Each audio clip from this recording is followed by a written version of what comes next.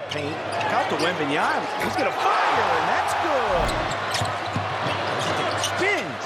Shoots the three, and it's good. Wembanyama too big underneath the basket. And Kawamura, the smallest guy on the board right now. He's 7'4" and he's 5'8".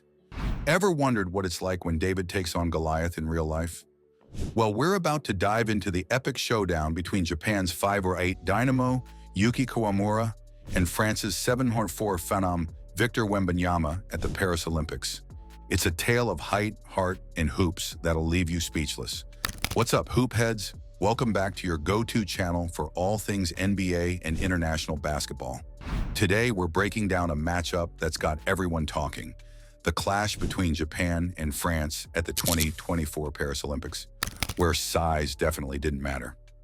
Now, before we jump into the action, let's set the scene. Picture this. It's a packed arena in Paris, the air thick with anticipation. The crowd's going wild, a sea of blue, white, and red, mixed with splashes of Japanese red and white. Two teams are about to face off in a game that, on paper, looks like a mismatch. But as we all know, games aren't played on paper. They're played on the hardwood. On one side, we've got the host nation, France, led by none other than Victor Wembanyama, the 7'4" NBA sensation, who's been making waves since he was drafted first overall by the San Antonio Spurs in 2023. Wembanyama isn't just tall, he's a basketball unicorn, a player with the height of a center and the skills of a guard. On the other side, Japan's squad featuring a player who's about to become a household name, Yuki Kawamura, standing at a modest 5'8". That's right, folks. We've got a height difference of nearly 2 feet. Talk about David versus Goliath. Now you might be thinking, come on, this can't be a fair fight, right? Let's start with some context. Victor Wembanyama, or Wemby, as fans like to call him, has been nothing short of spectacular in his NBA rookie season. We're talking averages of 21.4 points, 10.6 rebounds, 3.9 assists, and a jaw-dropping 3.6 blocks per game. He didn't just win Rookie of the Year, he was the runner-up for Defensive Player of the Year. So when France stepped onto the Olympic stage, everyone expected Wembanyama to continue his reign of terror. And in many ways he did. In this game against Japan, Wemby put up an impressive stat line: 18 points, 11 rebounds, and 6 assists. Not too shabby, right? But here's where our story takes an unexpected turn. Enter Yuki Kawamura, the 5'8" point guard, who apparently didn't get the memo that he was supposed to be intimidated. Kawamura didn't just hold his own, he straight up balled out. Despite the massive height difference, Kawamura used his speed, agility, and court vision to weave through the French defense like a hot knife through butter. He was a blur on the court, zipping past defenders, including Wembanyama, who often found himself struggling to keep up with the nimble Japanese guard. One of the most memorable moments came in the fourth quarter. With the game tied and the shot clock winding down, Kawamura found himself face-to-face with Wembanyama at the three-point line. Instead of backing down, he used a lightning-quick crossover to create space, then launched a rainbow three right over Wemby's outstretched arms. Swish! The crowd went wild, and even some French fans couldn't help but cheer for the underdog. This moment encapsulated everything that makes basketball great. It wasn't just about the shot, it was about the audacity, the confidence, the sheer will to succeed against all odds. Kawamura didn't just make a basket, he made a statement. He showed that heart and skill can overcome even the most daunting physical disadvantages. Now I know what you're thinking, but wait, didn't France win the game? You're right, they did, but only just. The final score was 94-90 in overtime, and it took everything France had to pull out the victory.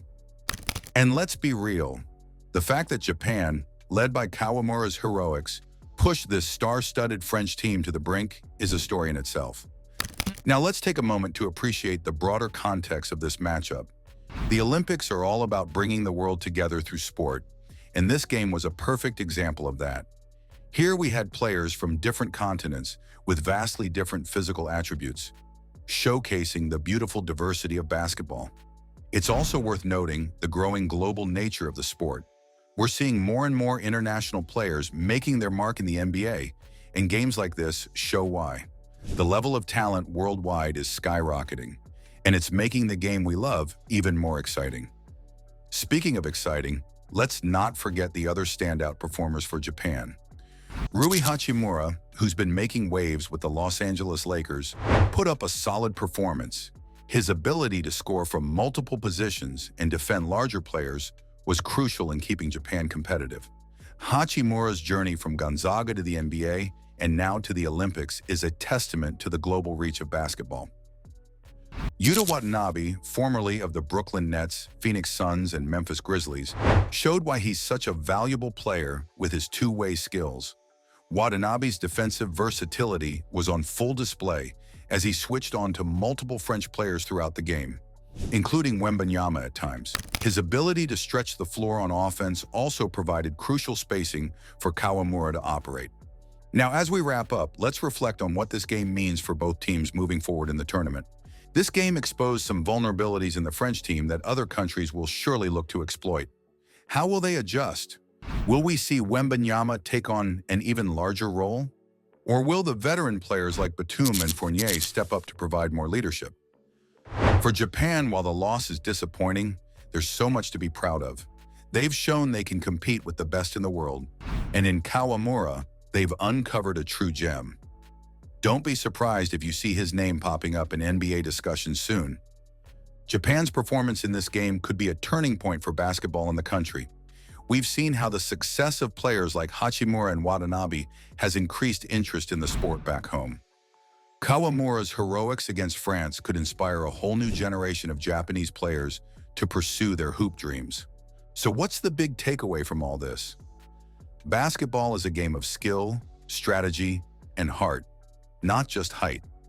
Yuki Kawamura's performance against Victor Wembanyama and the French team is a reminder that with enough determination and talent, anyone can compete at the highest level. This game also highlights the importance of playing to your strengths. Kawamura didn't try to outjump or outmuscle Wembanyama. He used his quickness, his low center of gravity, and his court vision to create advantages. It's a lesson for players of all sizes. Focus on what you can do, not what you can't. And that, folks, is why we love this game. It's not just about who's the tallest or the strongest. It's about who has the skill, the smarts, and the heart to rise to the occasion. Basketball, at its core, is a great equalizer. On any given night, any player can be the hero, regardless of their physical stature. These Olympic Games are shaping up to be one of the most competitive and exciting basketball tournaments in recent memory. The level of talent on display is off the charts, and the stories emerging from these games are the stuff of legends. So what do you think? Did Kawamura's performance surprise you? Do you think we'll see him in the NBA someday? How do you think this game will impact the rest of the tournament? Drop your thoughts in the comments below.